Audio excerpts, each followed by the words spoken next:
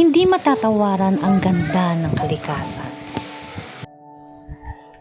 Disclaimer lang po dahil ang susunod na mga episode ay tungkol ito sa ating buhay upang maging inspirasyon. Napakapalad ko dahil nabigyan ako ng pagkakataon na mapakapanayam ang isa sa maging successful na business owner, entrepreneur at may mababang kalooban. Siya ay si Sir Romel. Good morning, Sir Romel. Kamusta po kayo? Okay naman po, ma'am. Ito, Sunday, dito tayo sa mga halaman ko, ma'am. Kumbaga every weekend dito tayo nag-i-stay para makita, mabisit, malagaan yung mga halaman natin. Actually, nakaagaw ng pansin sa Facebook nung nakita ko yung page nyo. Sabi ko, meron pala nito sa Agoo. Nakita ko na may masasarap na pagkain, mga spot na talagang nature talaga ang ng tema nito, no? So, sir, kailan pa po na-establish to or ano po ba paano nagsimula? Itong Lakay Ago, sabi ko nga, way back 2021 siya na start. Kumbaga pandemic siya noon. Ngayon naisip ko dahil ang mga tao ay bubbles, so walang pasyalan, wala silang puntahan kundi dito lang sa probinsya o kaya sa Agoo, parang ganon. So just imagine, parang taking advantage ko na parang pwede silang mamasyal dito sa Lakay Ago o dito sa place ko. Kaya ito, dinevelop ko siya as a visiting place. Lakay Ago in favor sa talagang lolo ko kasi actually siya naman talagang may-ari nito. So, ingrateful dun sa lolo ko. Kaya ako pinangalan na Lakay Ago. Yun yung talagang pinaka-history nito. So, at the same time, makikita mo dito sa surroundings niya, parang nature siya. Rin talagang actually, nature lover din ako.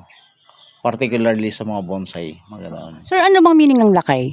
Lakay Ago, yan yung literal na tawag sa mga matatanda dito sa Ilocano, sa ako natin, sa mga Ilocano na tao dito sa. Napansin ko rin kasi dun sa video may Aroo. Ano rin po yung magkaiba rin po ba tong Lakay Ago at Aroo po? Bali ang Aroo, actually parang kami kasi parang family business na rin to. So nauna lang yung Aroo na na-establish at nagawa. So typical ang una talaga diyan is talagang restaurant siya. Tapos kailan po ba ito nabuksan, sir? 2021 talaga, ma'am, siya. Kumbaga na-start ko siyang dinevelop mga 19 ganun. Pagka-start ng pandemic. Itong mga concept mo, sir, dito, ito talaga yung pinaka-naagaw pansin sa akin. Ano ba yung inspirasyon nyo para mabuo ito mismo ang ganda? Gusto kong ang ilagay dito yung tipong nakakonect pa rin sa nature, na hindi po pwedeng puro parang commercialized ba na structure, hindi po pwede, sabi ko yun yung concept ko, habit mga cave na yan, parang maganda to, sabi ko nga wala akong pantabon ng lupa, kaya yun yung kan ko. At the same time yung nga nakita ko si Lord of the Rings din, kaya yun doon ako kumuha ng idea kung paano ko siya Ito nga, sir, sa tingin ko kaya nagpalagay yan para hindi nyo na magalaw yung mga lupa. Yes, siguro. yes. Yun yung purpose talaga. Yes, nun.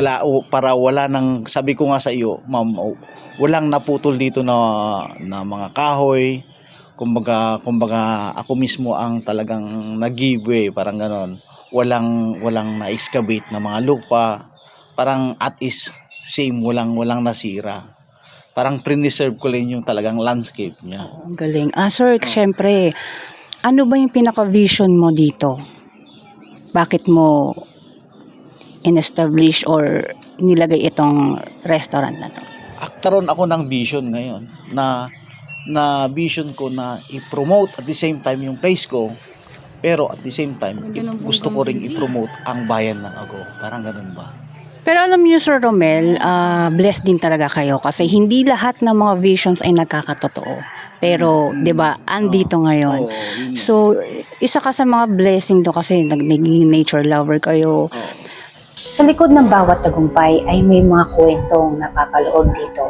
Alamin natin ang mga kwento ni Sir Romel. Bukod sa vision mo, syempre may mission kayo, no? Ano po ba yung mga missions niyo? Totally Yung ang zipline. Ah. Yung mga huni ng ibon. Ang ganda. Ayun, ang ganda.